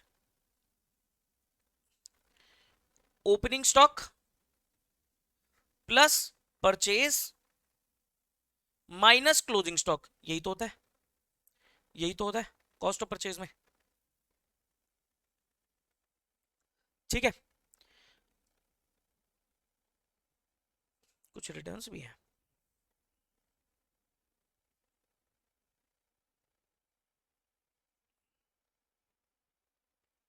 परचेज कितनी है आपकी? 420। हाँ, तो देखो, परचेज माइनस क्लोजिंग स्टॉक, ये एडजस्टेड परचेज है, इसकी फिगर कितनी दे रखी है? 420। और ओपनिंग स्टॉक कितना है? ओपनिंग स्टॉक कितना है? 160। तो अगर मैं सीधा इसको 580 लिख दूं तो कोई दिक्कत है? बोलो, बोलो हाँ या ना। यार एक चीज बताओ ना, कॉस्ट ऑफ परचेज क्या होता है? Opening stock plus purchases minus closing stock. Purchase minus closing stock की वैल्यू दे रखी है हमें एडजस्टेड परचेज 420, तो इन दोनों की जगह पर मैंने 420 लिख दिया। और ओपनिंग स्टॉक मुझे पता लग गया था 160 था, क्योंकि वो क्या बोल रहा था? वो बोल रहा था कि भाई जो क्लोजिंग स्टॉक है वो ओपनिंग स्टॉक से कितना ज्यादा है? 20,000। तो 160 हो गया आपका, 160 हो गया। तो ये कितनी फिगर आ गई? 580। कितनी आ गई? 580। ठीक है, तो 580 आपने यहां दिखा दिया। नाउ चेंज इन इन्वेंट्री क्या होता है? चेंज इन इन्वेंट्री क्या होता है? सर चेंज इन इन्वेंट्री होता है आपका opening stock minus closing stock. ठीक है, तो ओपनिंग स्टॉक इज 20,000 और क्लोजिंग स्टॉक इज 180। तो ये कितना आ गया आपका? 160 नेगेटिव। अगर आप ध्यान से देखो, अगर आप ध्यान से देखो, अगर आप ध्यान से देखो, तो 580 माइनस 160, यही तो फिगर है 420 एडजस्टेड परचेज, यही तो फिगर है 120। देखो ना, इन दोनों की जगह पर कॉस्ट ऑफ परचेज और चेंज इन इन्वेंट्री, इन दोनों की जगह पर क्या आती है figure? Opening stock plus purchases minus closing stock. ठीक है, तो cost of purchase, sir cost मेरे को इन दोनों की जगह पर कितनी फिगर लिखनी है? 420 लिखनी है। लेकिन जो कॉस्ट ऑफ परचेज है वो कैसे निकलती है? वो कैसे मेरे को एडजस्टेड परचेज कैसे दे रखी है? ओपनिंग माइनस क्लोजिंग करके दे रखी है। तो मैंने 580 लिखा। 580 कैसे लिखा? मैंने 580 ऐसे लिखा कि जो मेरी 420 थी, 420 में मैंने 160 ऐड कर दिया, जो चेंज था दोनों का, जो डिफरेंस था वो ऐड कर दिया, तो 580 आ गया। उसके बाद डिफरेंस को अलग दिखा दिया, 420 को बाइफरकेट कर दिया ना, 580 अलग कर दिया, और जो डिफरेंस था 160 का वो अलग दिखा दिया। तो ये नेट करके फिगर आती है 420। यही तो एडजस्टेड परचेज है, यही तो एडजस्टेड परचेज है। बस इसकी जगह पर मैंने क्या लिखा? अलग अलग ब्रेकअप करके इसका दिखा दिया। ठीक है, तो ये पॉइंट अच्छा है इसका। ठीक है, तो 580 160 इनका डिफरेंस, ये 420 आता है, वो 420 हमारा आ गया यहाँ पर। ठीक है, नाउ इंप्लॉय बेनिफिट एक्सपेंस। तो यहां से देखो, अगर मैं टिक लगाना चाहूं तो मेरा एक तो ये वाला पॉइंट हो गया, ये वाला पॉइंट हो गया, एडजस्टेड परचेज वाला पॉइंट हो गया। ठीक है, नाउ इंप्लॉय बेनिफिट में सैलरी आएंगी 120, और कुछ नहीं है इंप्लॉय बेनिफिट में, तो 120 की salaries.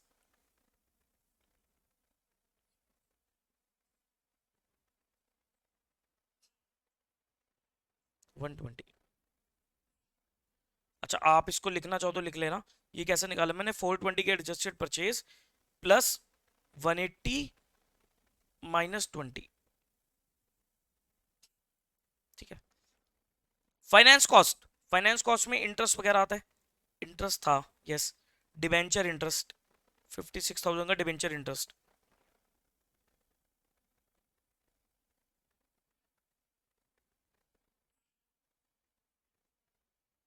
56,000। Depreciation and amortisation, yes given है 40,000 का। अदर एक्सपेंस का नोट बना दो, नोट नंबर 8 आएगा, नोट नंबर 8। नहीं, 8 तो हो गया, अदर करंट एसेट्स का 8 हो गया था। नोट नंबर 9,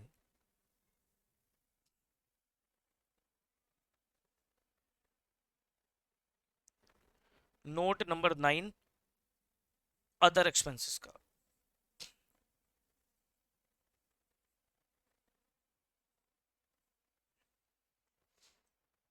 अदर में देखो क्या क्या आएगा, director fees 20,000,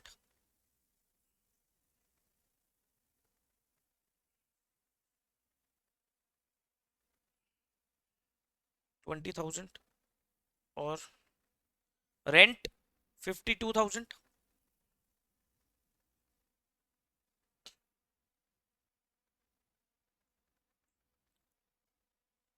bad debts 12,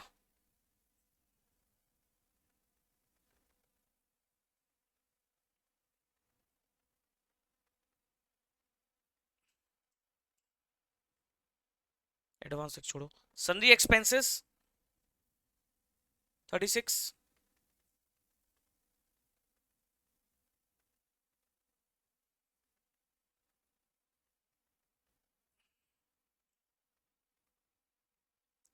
provision पर टैक्स बनाएंगे। डेप्शन का पॉइंट ये किसी काम का नहीं है, ये वाला पॉइंट किसी काम का नहीं है, क्योंकि सब एंट्री वेंट्री डेप्शन की हो चुकी है।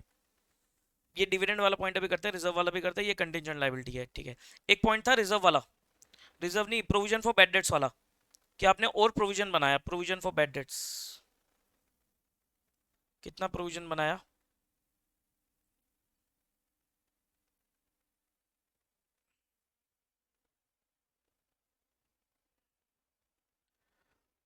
दस बनाना था, 6 था, तो 4,000 का प्रोविजन बनाया कि भाई 10 का प्रोविजन मेंटेन करना है, 6 ऑलरेडी था आपके पास, तो 4,000 का प्रोविजन मेंटेन करना है, ठीक है। प्लस 52 प्लस 124, अदर एक्सपेंस का टोटल इज 124, एक 24 के अदर एक्सपेंस, तो ये आ गया 124। टोटल एक्सपेंस देखो कितना आ रहा है, ये नेगेटिव फिगर है, ध्यान रखना, यानी कि 580 minus 160 plus 120 plus 56 plus 40 plus 124, 760 खर्चों का टोटल आ रहा है 760। लेट मी चेक, सही है बिल्कुल। तो प्रॉफिट बिफोर टैक्सेस 3,04,000, इस पे 30% का टैक्स 91,200, 91,200 का tax provision,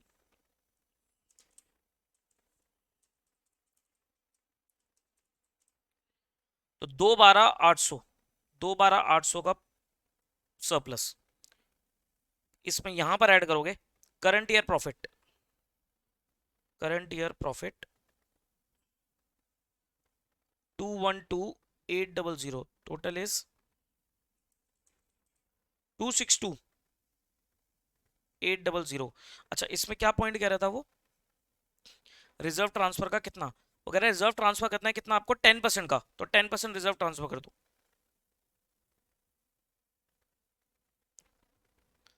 transfer to reserve 10%, किसका, करंट ईयर प्रॉफिट का, 2,12,800 का करना, रिजर्व ट्रांसफर किसका करना है आपको, 2,12,800 करंट ईयर के प्रॉफिट का करना, ये टोटल का मत करना, क्योंकि टोटल में तो पुराना प्रॉफिट भी चढ़ा हुआ है ना, करंट ईयर के प्रॉफिट का, तो 2,12,800 का 10%, 212,800 का 10% है ये, ध्यान रखना, यानी कि 21,280,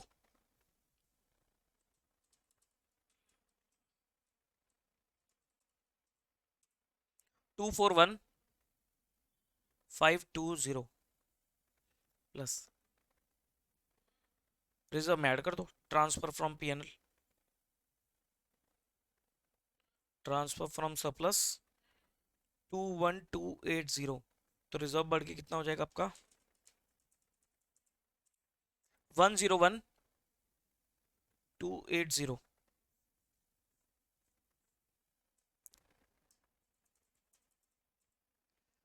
342,800, 342,800 रिजर्व एंड सरप्लस।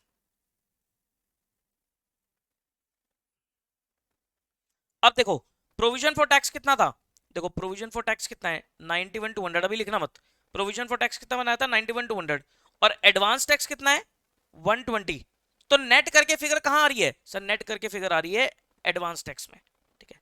तो यहां पर लिखोगे एडवांस टैक्स, ये ज्यादा आ रहा है ना, तो ये फिगर सर अगर मैं अलग अलग करके लिख दूं तो वो प्रेजेंटेशन वाइज सही नहीं है, क्योंकि एक चीज बताओ, एक तरफ तो मैं कह रहा हूं कि मुझे कंपनी को 91 टू 100 का टैक्स भरना है, लेकिन 120 तो उसने ऑलरेडी पे कर रखा है ना, 120 तो उसने ऑलरेडी पे कर रखा है, तो नेट करके बैलेंस शीट में तो यही आएगा ना कि मेरा इतना एडवांस टैक्स बचेगा, तो दैट इज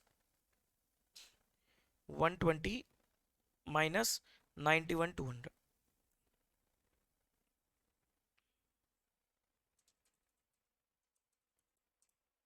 28,800।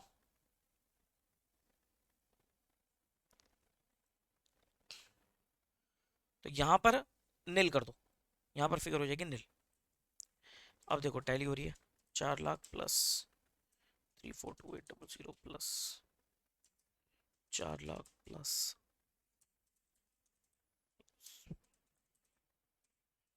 1368800।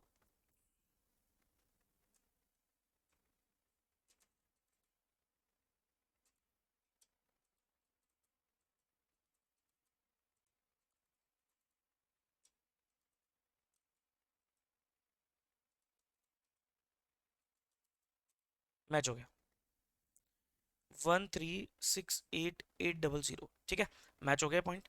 अब देखो कुछ रह तो नहीं गया क्वेश्चन में, प्रोविजन फॉर टैक्स वाला पॉइंट भी हो गया, ट्रायल में भी पूरा हो गया सारा काम, ये वाला भी पॉइंट हो गया था बैड डेट्स वाला, एक ये डिविडेंड वाला पॉइंट और bill discount not yet matured, ये दोनों आपको कंटीजेंट लायबिलिटी में दिखाना है।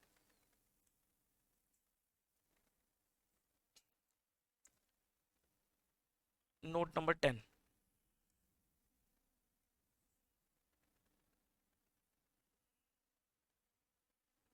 Contingent liability,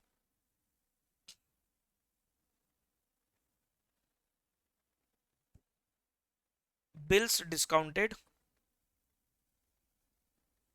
not yet. Sir ये क्या होता है bill discounted not yet matured?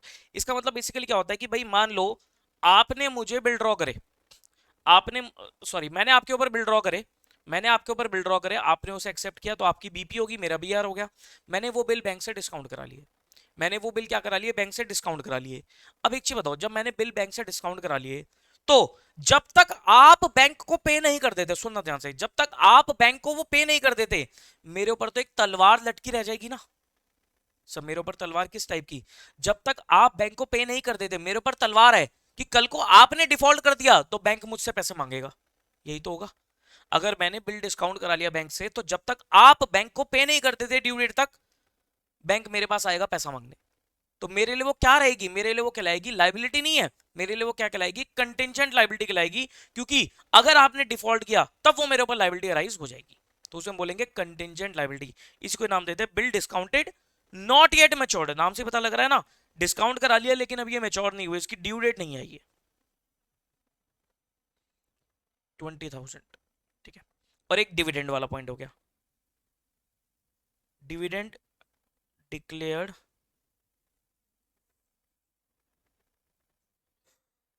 by directors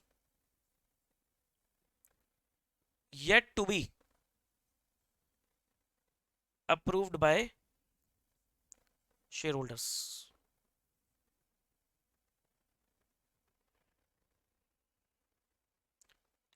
10%।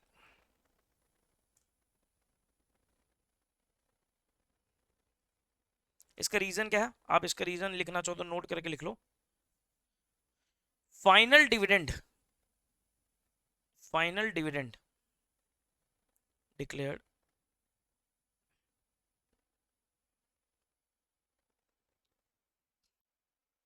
will not be recognized as liability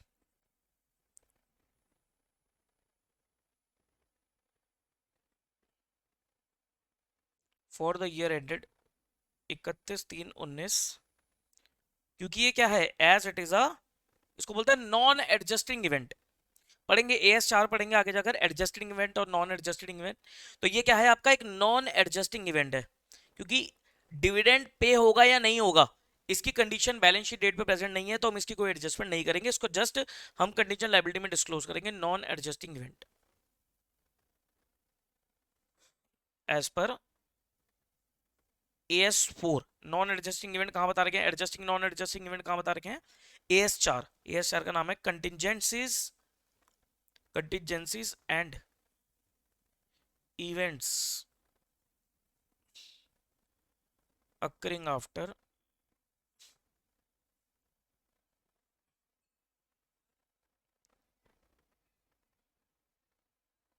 the balance sheet date। Contingencies and events occurring after the balance sheet, ये इसका reason है, ये इसका reason है। ठीक है, चलो, तो ये क्वेश्चन था हमारा, अच्छा क्वेश्चन था, इसको हमने देखा। अब बाकी देखो, आप क्वेश्चन आप करते रहो आराम से, कोई दिक्कत वाली बात नहीं है, आराम से सारे क्वेश्चन होंगे अब आपसे, सारे ही हो जाएंगे अब आपसे, क्योंकि एक ही टाइप के क्वेश्चन मिलेंगे आपको घुमा फिर आगे, वही पॉइंट्स होंगे। ठीक है, डिविडेंड वाला पॉइंट था वो भी मैंने आपको करा दिया, काम खत्म ही हो गया इस चैप्टर का। चलो, बाकी हम कंटिन्यू करेंगे नेक्स्ट क्लास में। ठीक है, ओके, बाय बाय।